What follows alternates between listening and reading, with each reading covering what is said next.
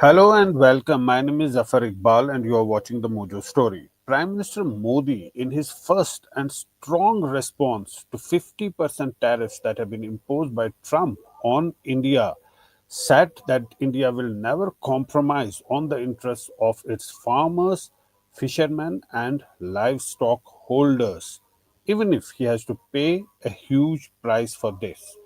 A very important statement by Prime Minister Modi. We've been seeing a series of statements from President Trump, but today, Prime Minister Modi making that statement. The MEA, Ministry of External Affairs of India, has already slammed the US move as unfair and unreasonable. It's also highlighted that several nations also import Russian oil. The tariff comes amid stalled trade talks between the two countries, and Trump's uh, constantly making those statements that he brokered peace between India and Pakistan during Operation Sindoor.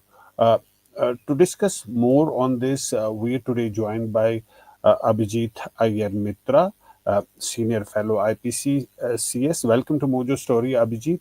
Uh, Thank you how so do you much. how do you see Prime Minister Modi's statement? It's a very strong statement. He has made it very clear that interests of Indian farmers will not be compromised. I think after the farm protests and everything, where the government was forced to withdraw its farm legislation, it makes sense because remember, had concessions been given on farm, dairy, and fishing, there are three layers to this. The first is the fact that too many people in India depend on agriculture, dairy, and fishing Right. for it to, for Yeah. us to just roll over and allow American goods to come in. Yeah. The second issue in all of this is, how would that have had any concessions been given? How Yeah. would that have played with the opposition, and how would they then galvanize, farmers, fishermen, and dairy Yeah. producers to protest? The third aspect to this is, what if we had allowed it in? Now, I fundamentally believe that there is a market. So, this is opportunity costing we're talking about. I think Yeah. there is a market mismatch between, say, American milk and what the Indian market demands, between Right. American chicken and what the Indian market demands, Right. even with American agricultural products and what the Indian market demands. I think the only thing that seems to have taken off is American sweet corn, Mm. and nothing else really has taken off. If you've been, any of our viewers who have been to America and had Yeah. American milk, it is much thicker than Indian milk. Indians can't deal with that kind of milk. This is the Yeah. same reason Harley Davidson failed in India. Ford could not adjust. At one point of time, Ford had the entire market. The EcoSport had cornered most of the market. And Right. then overnight, within 4 or 5 years, they just collapsed. Right. American companies don't know the Indian market. So the third opportunity costing point of view was, maybe the Americans should come in, they will fail in the market and they will go. But what was the Right. political cost to be paid? What was the jobs cost to be paid? Because once a market is destroyed, then getting it back on its feet. These aren't automotive manufacturers we're talking about. These are small farmers we're talking about. Right. What cost the electoral cost of that have been, and what are the political cost of protests have been? That is what has come through very clearly in the Prime Minister's speech. And if that happens, there will be a major disruption, and it will take a lot of time and effort to put the things back on track, if at all. That course correction has to be made in the end. But let's hear what Prime Minister Modi exactly said. अपने किसानों का हित सर्वोच्च प्राथमिकता है।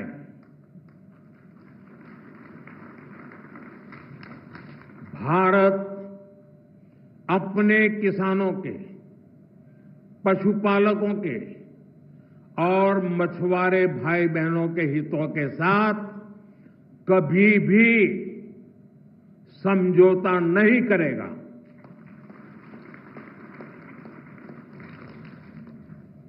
और मैं जानता हूं, व्यक्तिगत रूप से मुझे बहुत बड़ी कीमत चुकानी पड़ेगी, लेकिन मैं इसके लिए तैयार हूं। मेरे देश के किसानों के लिए, मेरे देश के मछुआरों के लिए, मेरे देश के पशुपालकों के लिए आज भारत तैयार है। Well, he says that he's ready to pay a huge price personally. That's a very important statement. How do you read this statement? Uh, do you see it as political posturing or a genuine policy stance here? Because he said that he may have to pay a huge price while talking about farmers. Right. I think it's genuine, and I'll tell you why. This Notice this is probably just the beginning of tariffs. If Yeah, India refuses to budge, Trump might add more tariffs. 75%, 100%, God knows what. yeah, We've seen the kind of obnoxious tariffs he keeps putting on people. yeah, So let him do it. Uh, the Why the pain is, one, it is going to affect a lot of sectors in India. Sure, there is the exclusions list and things like that. The absurdity of these tariffs is, if India gets Russian oil, processes it, and sells it to the United States, it is yeah, exempt from tariffs. That's the amazing thing about the presidential order that's come out. But mhm, what ends up happening is, what about all our other products? India is fundamentally replaceable in most of those products, except say maybe gems and jewelry, where India accounts for 60% of all processing of smalls, which is yeah, what mostly sells in the American market. But again, who's buying those out there? It's Indians buying that out there. right, So there is a price to be paid industrially, because you- markets are very sensitive. They will move towards whoever can offer them at the lowest cost. And the tariffs will certainly make some Indian exports less competitive. But let's also understand, Zafar, that, why is Trump doing this? A lot yeah, of people are saying, had just Modi picked up the phone and made a call to Trump, yes, or flattered his ego and said, yes, he did the ceasefire and things like yeah, that, this would not have happened. Pakistan did that. They nominated him for a Nobel, and they've been slapped with 19% sanctions. The Swiss president spent the last 3 days groveling at Trump's feet. He's left Washington today without any deal. The Japanese went out of their way to mollify Trump, and he still slapped sanctions on them. So this was going to happen irrespective. The problem with a bully is, people always post facto say, oh, only if you had done this, this may not have happened. What should Czechoslovakia have done to prevent Hitler from taking over Sudetenland and finally taking over the whole of Czechoslovakia? yeah, There's nothing you can do with people like this. It is going to hurt. He is going to pay a political price, because a lot of his, sorry to use the word, but mojo comes from industrial growth. yeah. And that industrial growth is going to take a hit. Let's be very clear about that. So he will pay the price for it. Right. But when you say that, this is ego also involved when Trump says that 30 times he makes that statement that I was the one who stopped the war. So some say that what is the big deal that we could have said, okay, President Trump, thank you for making Pakistan see the sense and stop the war. It's something like that. Because his ego is hurt. Now you say that everybody is slapped with tariffs, but it's relative. Pakistan is 19%, India is 25, and now it's 50. Is this something, another thing that has to be factored in all of this? Because it is not normal. He made that statement so many times. The problem with assuaging some, if policy is based on ego, is that the ego doesn't get hurt once. It'll keep getting hurt over and over and over again. And right now it'll be, acknowledging, yes, Trump got us the ceasefire. Not acknowledging, but lying that Trump got us the ceasefire. Uh, Later on, it'll be something much more Right. difficult. It'll be like, oh, we only got the, say, constitutional amendment 126 through, because Yeah. Trump shepherded it through our parliament. Mhm. We really want to go down that path. I think, Trump has this issue where he thinks we are some Liechtenstein or Switzerland, and we're just going to roll over the way those countries roll over. We're Yeah. clearly not. And an unpredictable person now is always going to be an unpredictable person. A Rottweiler that comes to bite you will always try to bite you. Yeah. And so clearly that's why India has been taking that stand, why it has been doing that. But Trump has been asked many questions every day. We wake up and see a set of sound bites of Trump on one issue or the other. And that is the same that's happened today. We've seen that reporters asking him about why India has been singled out. What about China? Let's hear one soundbite before we can speak further.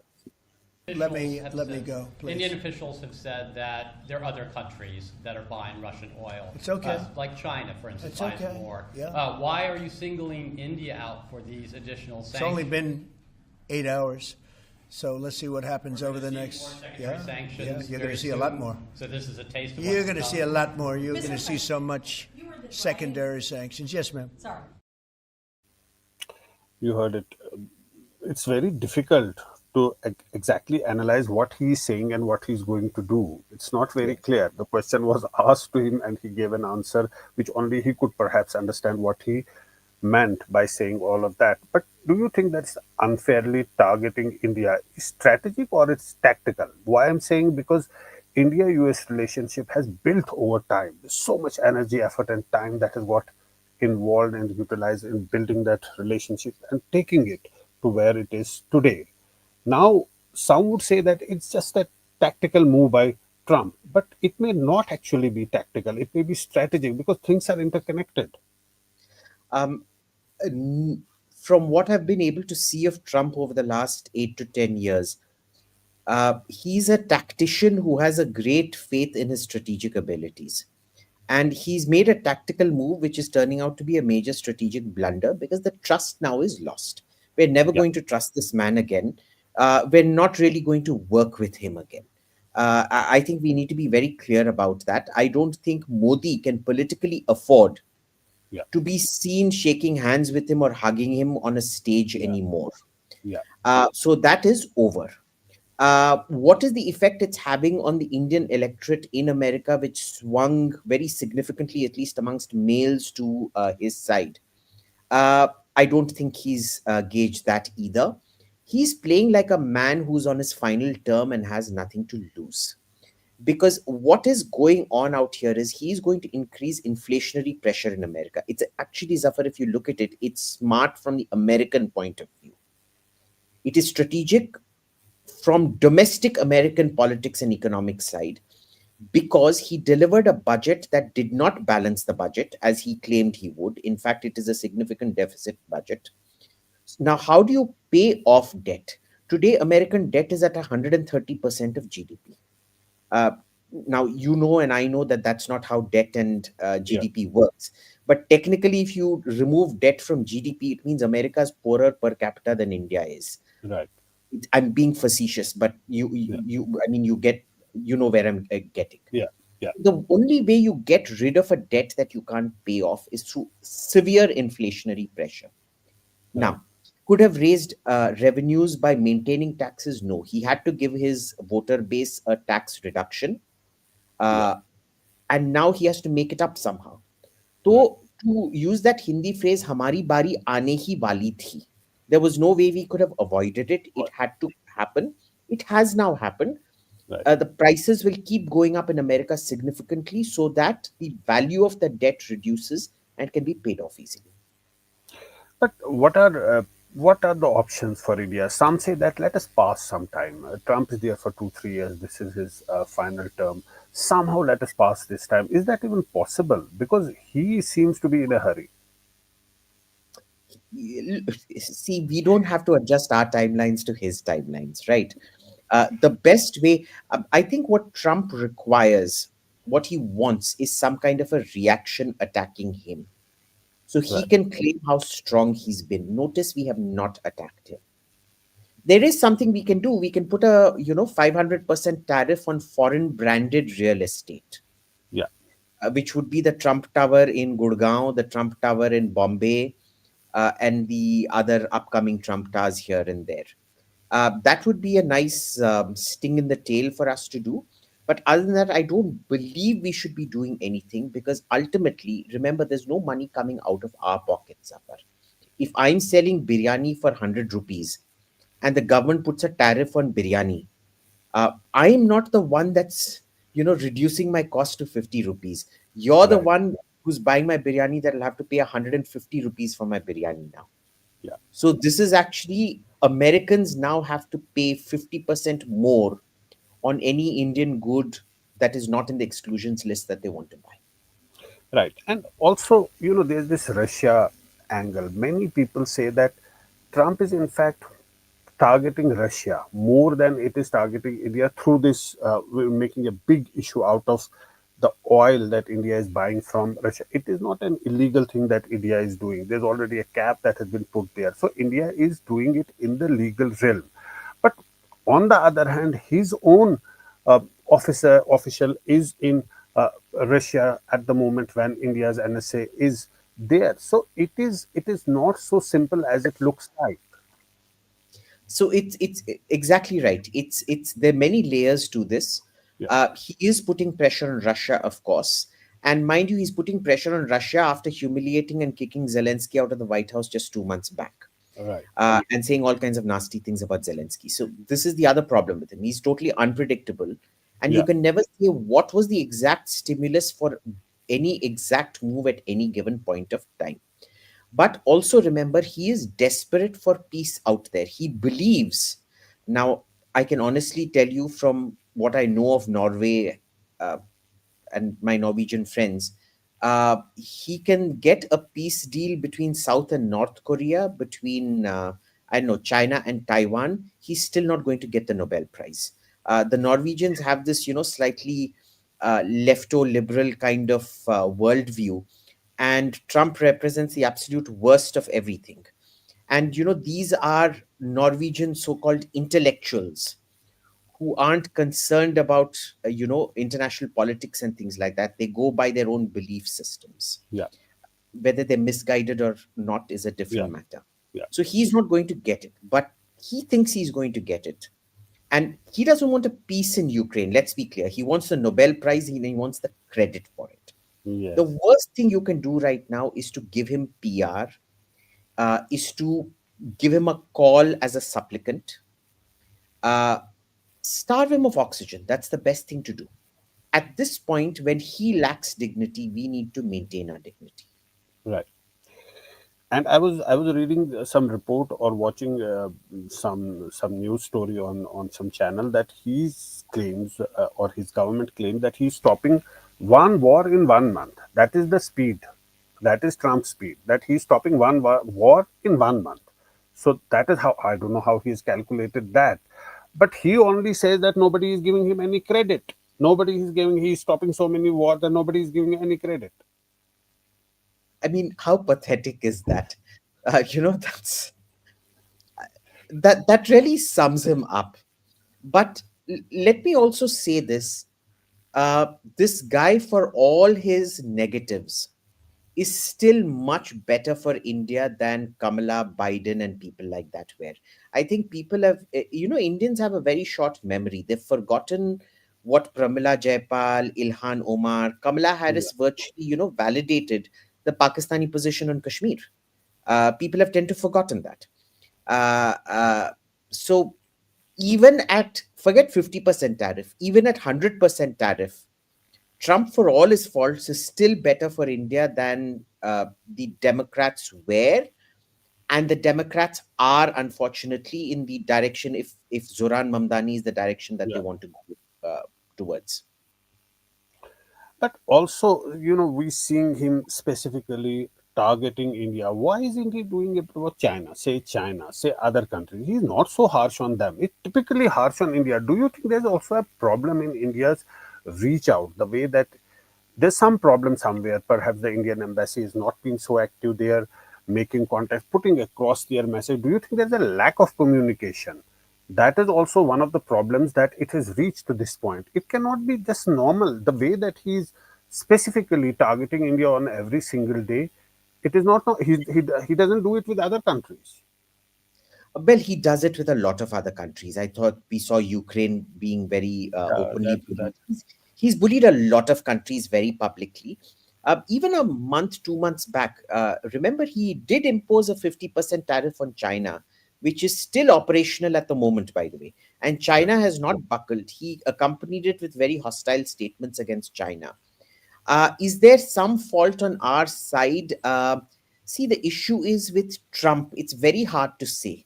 Even if you bent over backwards, mollycoddling him, I mean, look, Asim Munir went and had lunch with him, nominated him for a Nobel Prize. They've still got 19% sanctions. By the way, Now, Asim Munir is again going to America. he's going, yeah, He's going on his second trip to he's America. going on the second trip now. Uh, that said, our ambassador out there, Quatra, is the Americans detest him. They've detested him for a very long time. Ever since he was Joint Secretary North America out here, the embassy used to keep complaining about him. Uh, he apparently doesn't like America. The Americans don't like him.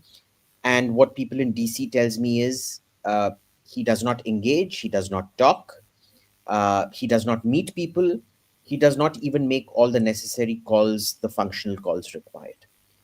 Now, the question is, would things have changed had it not been Mr. Quatra and somebody else as ambassador out there? I doubt that very much, because this is, after all, Trump we're talking about. Yeah, So, even if he had the charm, Quatra is apparently completely charmless and characterless, but even if he had the charm of Asim Munir, I don't think it would have gotten us very far. So I don't right. think this one is on Quatra right now. Right. Right. In the sense that when he started making those statements that he stopped the war and then he had a conversation with Prime Minister Modi over the phone, after the conversation, he again made the same statement. It really makes no difference. What is very predictable about Trump is his unpredictability. He just can Yeah. say anything. Yeah. And that is exactly why you cannot throw crumbs at him. Giving him anything is going to be like Sudetenland, it is going to be like Munich. You Hmm. just cannot afford to show weakness to him. Notice the one person who's refused to acknowledge him has been Putin. And look how out of his way Trump is going to mollycoddle Putin. In spite of the repeated humiliations, he's still sending Witkov Yeah. to meet Putin.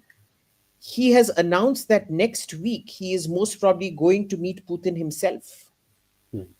So imagine he is reduced to girgidaofying. I don't know. There's no exact English translation for girgidaoing, but Yeah. girgidaofying in front of Putin. That is the way to deal with Trump. Classic Yes. case. Yes. It is not a normal situation, and India will have to very carefully deal with Trump. Uh, we don't know what's going to happen next, so we don't know whether he's going to slap more tariffs or he's going to backtrack on his previous statements. Nobody knows. So one has to be very careful, and perhaps unconventional methods have to be applied to deal with Trump, not the normal way that diplomacy and engagements work. But thanks so much, Abhijit, Iyer, Mitra, for joining us today and for sharing your thoughts. And thanks to our viewers for watching the Motor Story. Thank you. It's great to see you here. Thank you for watching our work. If you haven't subscribed yet, don't forget to click the bell icon and subscribe to Motor Story and support independent, robust journalism.